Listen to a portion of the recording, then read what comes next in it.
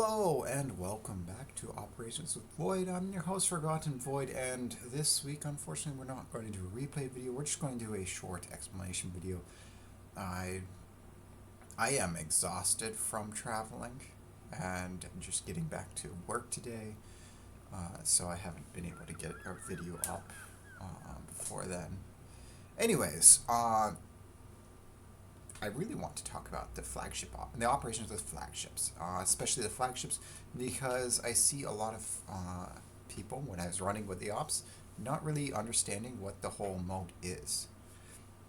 And this is kind of why we have the Wooster here at the beginning. So the first week, this week as this video is out, it is only for another day, but this week was all about fire.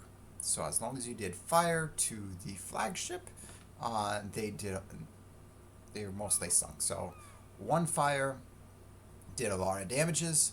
Two fires could mostly sink a flagship. Three fires would just sink it faster. And so the flagships would sink very quickly to fires.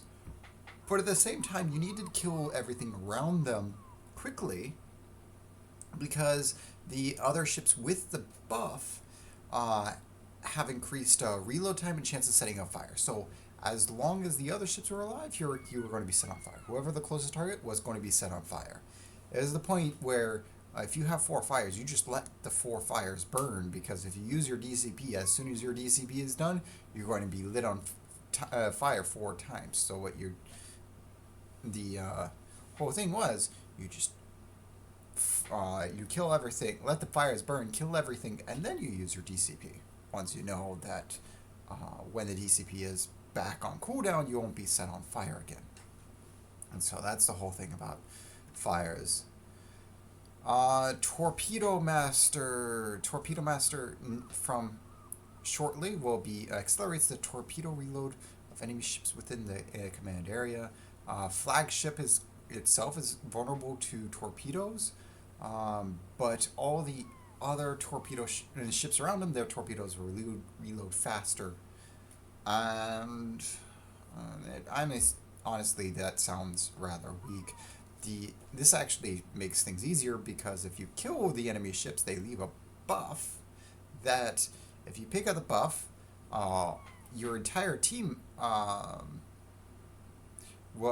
torpedo reload will be accelerated, and it acts as a torpedo reload booster for the team and for the person who picks it up.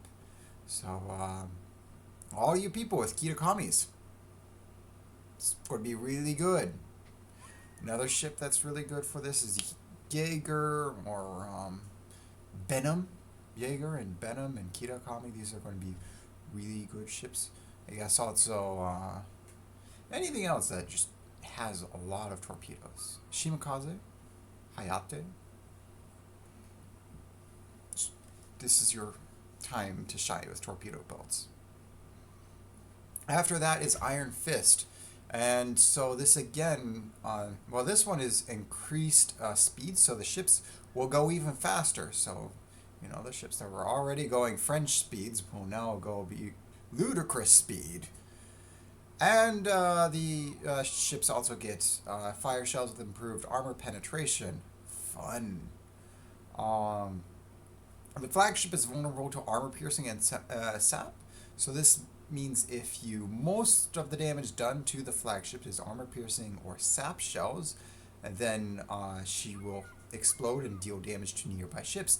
So of these, this is actually the only one where killing the flagship first actually makes sense, because all the others you want to kill everything around the flagship, or for this one I guess just kill everything in general. But here I guess you want to kill the flagship first, so that when it explodes it does the most damage possible. I'm not sure how it will affect the scores at the end, but because even during PTS I didn't really see that much on it. So anybody knows on what happens and whatnot, or anybody had this experience on PTS, please do so in the comments so everyone knows what will actually happen. For now, that's a surprise for a week and a half from now. What 8 days, 9 days from now. But the whole thing is that you can kill it with fire, you can kill it with a torpedo, and it will still explode as long as the majority of the damage was AP and SAP. As for the mode itself, the flagship replaces a ship in the wave. They are semi-randomized. The flagship will be of one of the nations that you're facing against. So for Hermes or Newport that you're facing Axis ships, the flagship will either be